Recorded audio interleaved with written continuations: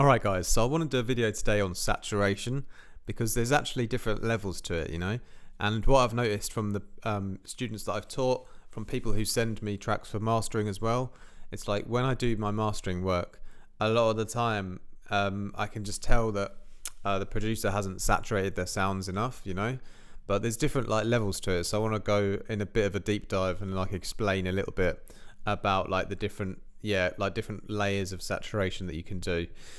So if you haven't saturated enough, you're basically not going to get high enough volume in your track, and obviously there's the loudness war. I'm not here to talk about all that, but we still want to get a loud track with clear dynamics as well, right?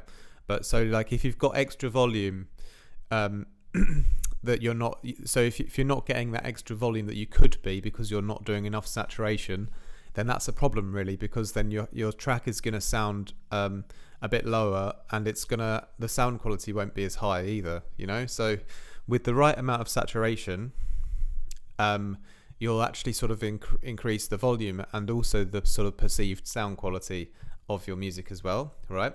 So you need to be using saturation, but you also don't want to be overusing it. And when I say there's different levels to saturating, I mean that it's not just a case of it's not always a case of oh, I need to saturate everything and I need to make sure everything's to 100% and I need to use the best saturation plugin. So there's sort of two main layers to it, what I would say, and one of those is saturation coloring. So different saturators are going to color the sound differently, so you've got to take that into consideration. When you're saturating a sound, you're sort of changing the color of it as well. And if you're not really sure what I mean by color, it's imagine the subtle nuances and differences in a sound. Say for example the snare drum, if you saturate it with one saturation plugin versus another one, they both might get you that extra squeeze and that extra volume, but they'll put a little tint of color, and by that I mean they'll change the sound in a very, very small way, in one direction or another. So when it comes to saturation, sorry that I'm sort of moving around a bit, and I've changed my setup a bit here because I have had some back pain issues recently, and just sitting at my desk and working, it just really tenses things up straight away, so I've had to take a little bit of time away from the computer. But I thought I could do a couple of videos just kicking back on the sofa and just talking about topics outside of the door, but yeah, basically what I'm trying to say is that with saturation, different types of saturation plugins are going to get you different results, right? So the first level layer is to understand that saturation is a coloring tool, and therefore it makes sense to have different saturation plugins, because just like reverb coloring is a thing, saturation coloring is a thing too, right? And if you load up, for example, the kilohertz distortion, you've got the overdrive, you've got the saturate, or you load up your isotope trash, you've got all these different modes, and different ways to saturate the sound and create different colors within the sound, So at that first level, you want to be saturating with the mindset of that you're coloring the sound in a certain way, and you're not going to know necessarily oh, this saturation plugin is going to be the best for the snare drum, this one's going to be the best for the vocal. You're not really going to know, and it's the same with reverbs as well, because the subtleties and the nuances are so small that you're going to have to just test things out. So that's why I recommend, if you have 4 or 5 good reverb plugins, 4 or 5 good saturation plugins, then when you saturate stuff, even the decapitator, I can do a separate video if you guys need me to do a separate video about distortion versus saturation and talking about the nuances of that, then let me know and I'll dive into that as well. But assuming you kind of know the difference, right? When you're saturating, then be it you're saturating a vocal or a snare, whatever, you're going to get different results each time with different saturators. So yeah, you've got to just be attentive to that, and then although it's very subtle and nuanced, you'll be able to have a bit more control of your overall sound and sculpt more of a unique sound that you want by coupling, particular saturation tools with particular sounds. And again, doing it from a trial and error kind of perspective, you know, doing it from like, you know, flicking through saturation colors till you find one that like combines with that particular sound well, you know. So that's the first point, is the levels of saturation, is that it's a coloring game too, yeah. So not just volume, squeezing volume out, but coloring it at the same time. But once you understand that, then you can also dive deeper into the concept of, you know, how much to saturate a sound, how much volume to squeeze out of it, you know. So again, like, you don't have to saturate everything to 100%. You want to like use saturation to get that extra, you know, volume boost, that extra perceived volume on a sound. You want to use that to you want to use that with the goal in mind that you're still creating depth and clarity and separation between sounds, you know. So you want to think like, oh, I'm going to really saturate this 100% as far as it'll go on a certain sound, and then on another sound you might think, okay, I might saturate this a little bit, but it doesn't need to be super loud either, so I'm not going to like saturate it fully 100%.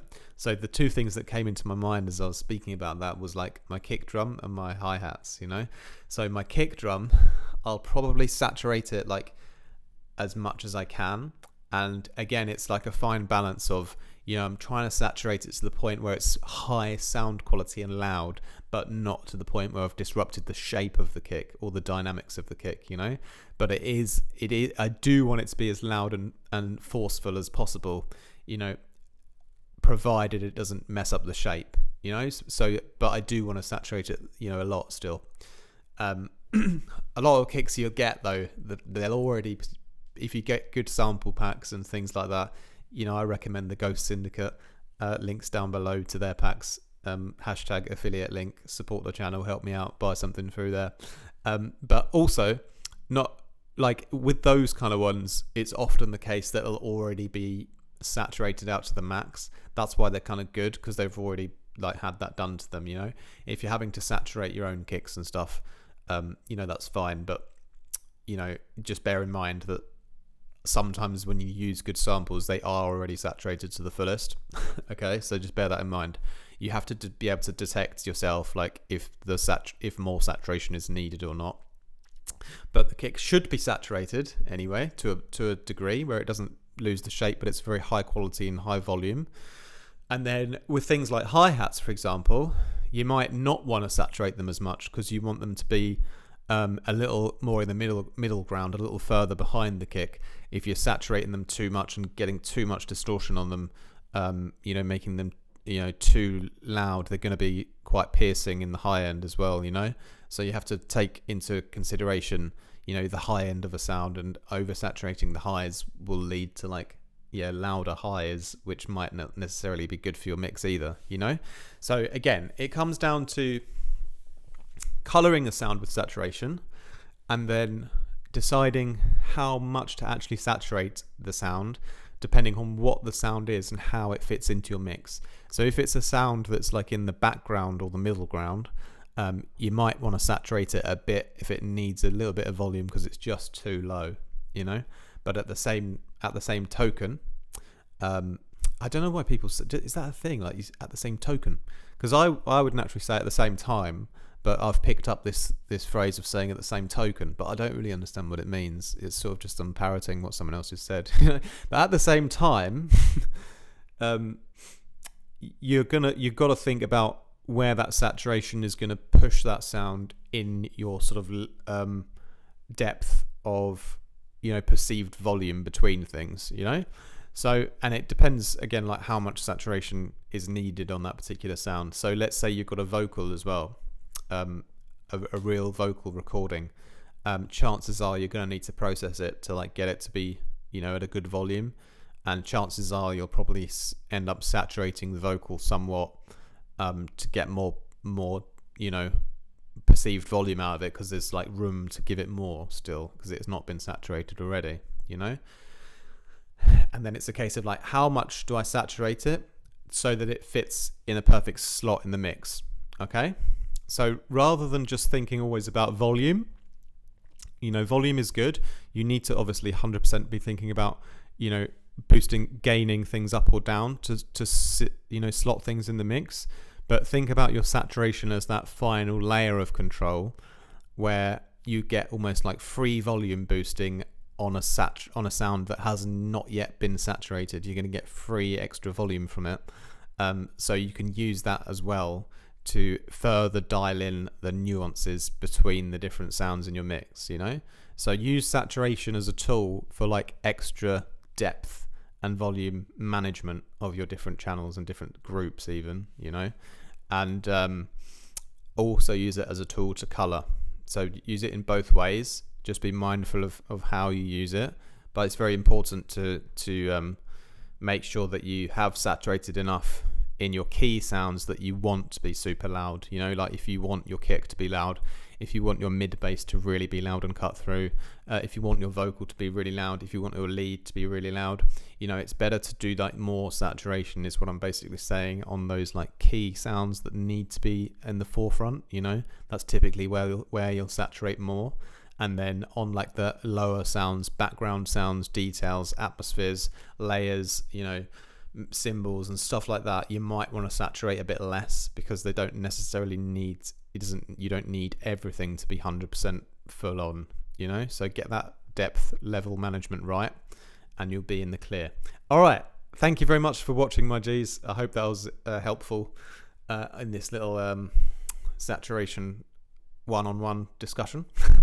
And thank you very much for watching. Please hit the like button. I should have said this earlier, but it really helps me out these days on YouTube. It's really the reach is really like different to how it used to be, and so like I think it's really important, if you like the video, it helps the algorithm like a lot more than it used to. So please like the video, comment down below if this helped you out.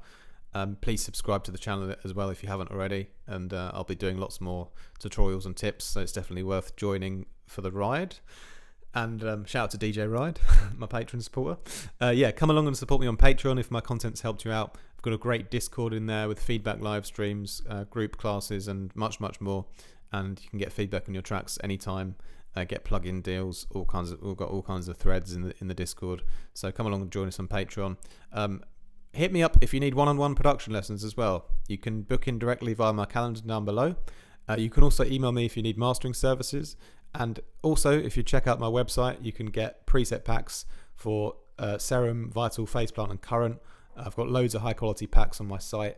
There's some free samples on there as well. I must admit they're not that great. I did those years ago. So if you actually buy the premium packs, the sound is like 10 times or 100 times better than the free ones, trust me. And thanks a lot then for supporting, guys.